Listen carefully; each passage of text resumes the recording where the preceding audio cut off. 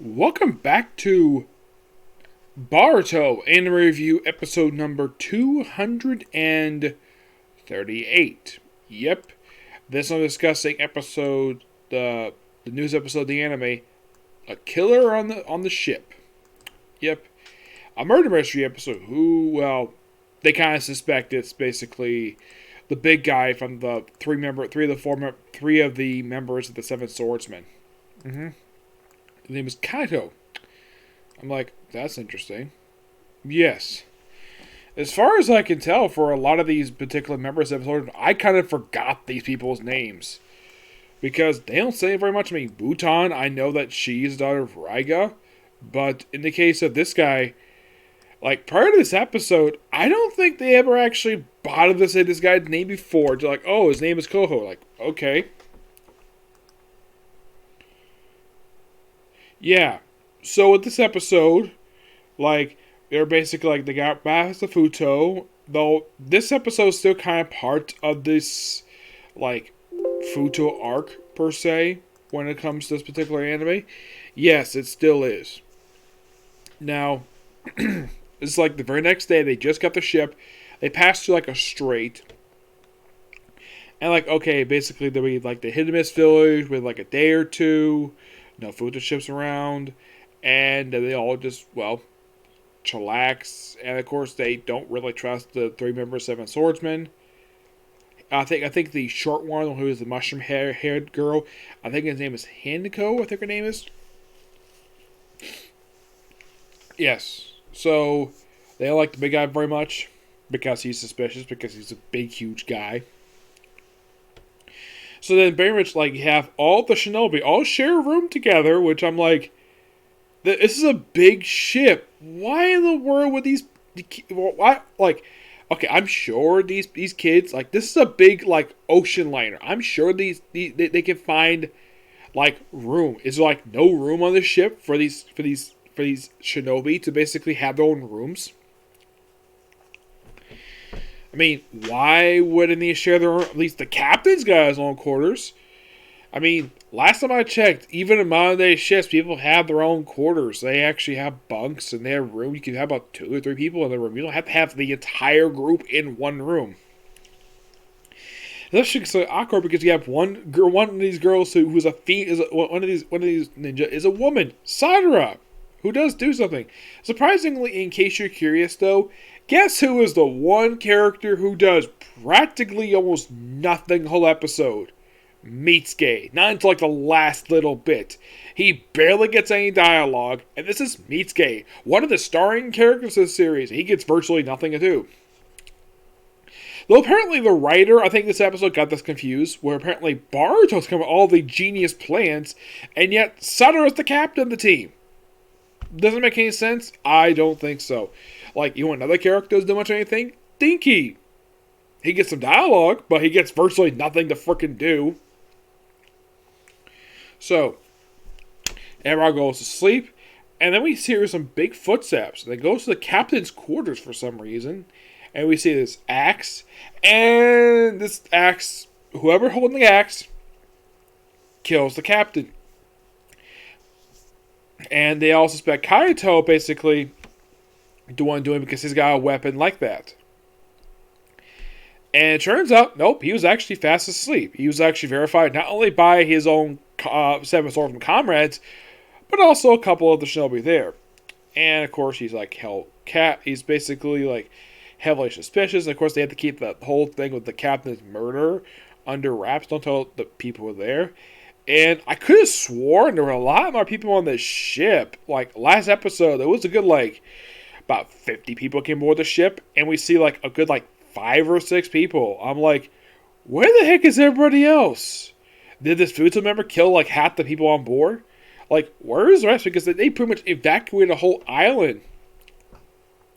Because the way they showed off last episode is the fact that there was about 50 people. I wouldn't say like 100 per se. I would say about 56 people were on the ship. And we see like about 5 or 6 aside from the shinobi. Like, where the heck where's everybody else? Did they get their own rooms? Yeah, I thought this was kind of weird. I think it's a minor plot hole that people can usually just say, oh yeah, maybe they don't show everybody on the ship. But we just have this one room where they just happen to have this guy giving like false testimony. Like, oh yeah, I saw the guy who did it. And like, here's the thing: the Shinobi all keep their mouths shut about the thing. They're told, they're always basically suggested, don't tell the passengers. Don't tell them that the captain's been murdered. So I'm thinking, if the captain's been murdered, who the heck is driving the ship? Oh, it's probably an autopilot. No, they don't really say it's not an autopilot. It's just, oh, we have a ship with no captain and nobody driving the damn thing. We just assume that it's an autopilot because they don't say the entire episode. Yeah, it's like as soon as the captain's murdered, it's like, oh, like the ship's driving itself. You could say it's on an autopilot. Nope, don't bother to do that. So then, of course, while finding out about the false testimony, because they found out today by the end of the episode, they just search the entire ship, and the teams are basically quite unique. Who they basically have teamed with each other. You have Kagura working with, I think it wasn't. Trying to think. No, it wasn't Mentally. No, you have Sada working with Bonton. I'm like, this basically makes no freaking sense for a team. Especially as Bonton does not like Sadara at all, so why the heck would you have these two team with each other for? I mean, the most unusual pair, and of course Himiko basically pointed this out, though, in the episode. Why am I that with a useless member of the team?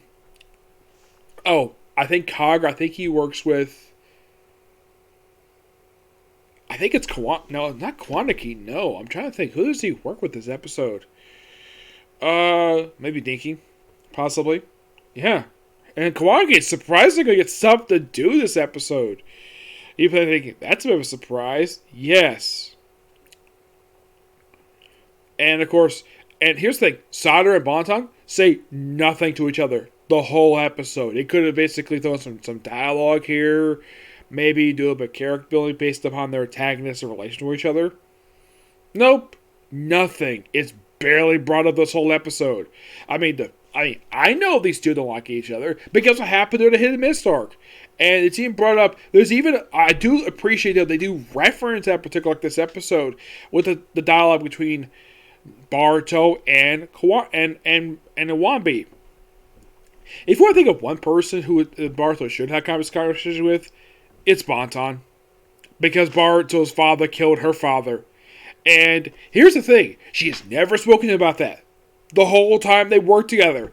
Yeah, she's working with the guy who's the son of the man who murdered her father. Though basically she has no problem with that because basically Raigo was a dick. Yeah, he was. He was an evil person. Oh my gosh. And this guy is her father. Yes, a guy from an anime original episode. Well, anime original arc. Who popped up, I believe it was like in season 4 of the anime. And yet she's his daughter. And she looks nothing like him at all. And yet they say, she looks more like her mother than basically, the only thing she gets from her father is those ridiculous teeth, which, by the way, the series has never explained why it is that almost every person from Hidden Mist Village has got these razor sharp teeth. Like, are they something about sharks? Which, the series has never bothered to explain about the Hidden Mist Village. There's so much mystery surrounding it, and they've never bothered to explain about the teeth. The teeth is something I've always been wondering about. Why in the world do every single person from this village has got this freaking teeth? I think, the only person who's got normal teeth is Kagura. Yeah, I think he's, the only one who does. Everybody else has got the razor sharp teeth, but basically, every major shinobi's got these razor sharp teeth, but not freaking Kagura. Nope, not Kagura. So, they suspect this guy, and of course, they suspect he might be Futon because they have tattoo in the face. Okay, that's interesting. Okay. Now, here's the thing. Yeah, they don't know what he looks like in the mask. Of course, they explain in the episode what he looks like in the mask. They don't show it. And here's the thing. You might be asking, does he take off the mask the entire episode? Nope, mask stays on. Yeah, they do give an explanation of why he wears a mask. I'll get to that.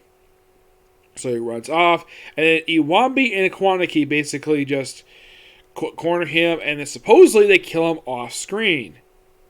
but don't worry, there's more to this. Like, oh, yeah, everything else, everything's all normal. And then we have this guy in a green shirt. Yes, a guy in a green shirt, the one to give the testimony. He starts acting really weird and basically spits a bunch of water. And they mentioned that Susan basically did the same thing to him. Like, I'm thinking,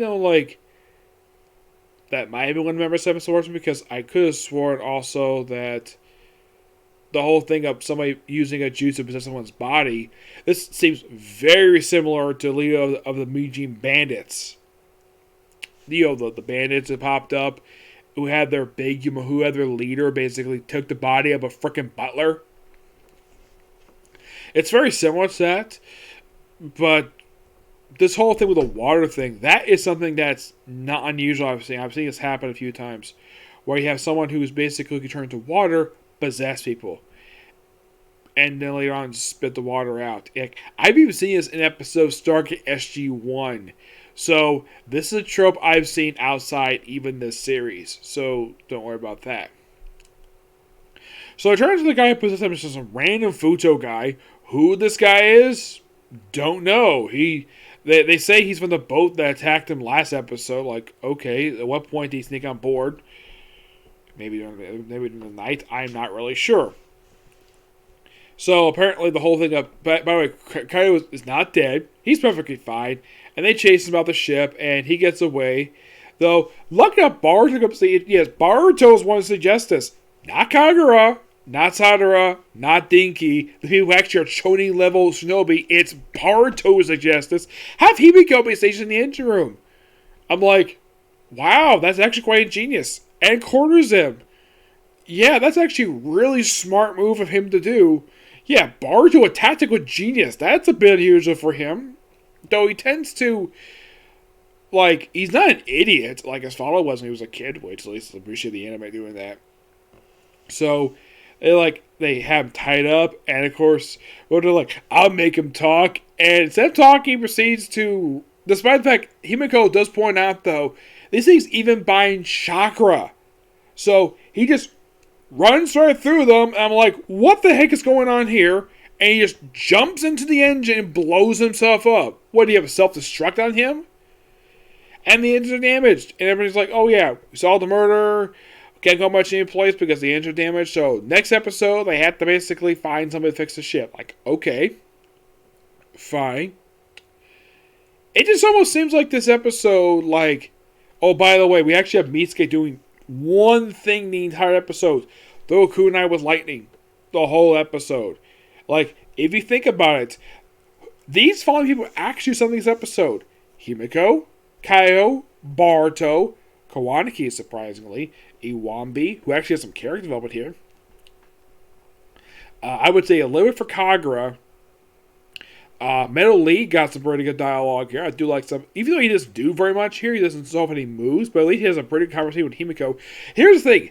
Prior to them meeting each other on the ship, these two never met each other before, because the thing is, Himiko does know Boruto from the Hidden Mist fight.